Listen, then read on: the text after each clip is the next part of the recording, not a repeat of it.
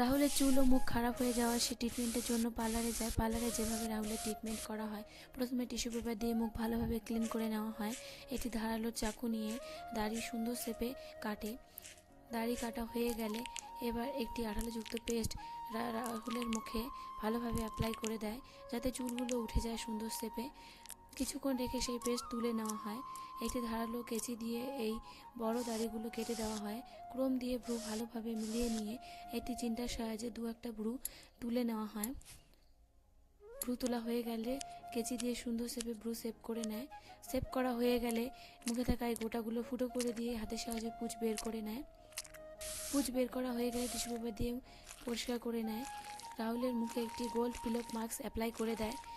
পিলপ mask যতক্ষণ apply করছে, আমার ভিডিও ভালো লেগে থাকলে অবশ্যই একটি লাইক এবং সাবস্ক্রাইব করবে। পিলপ মাস্ক অ্যাপ্লাই করা হয়ে গেলে রিমুভ করে নেয়। একটি দামি ক্রিম অ্যাপ্লাই করে দিলে রাহুল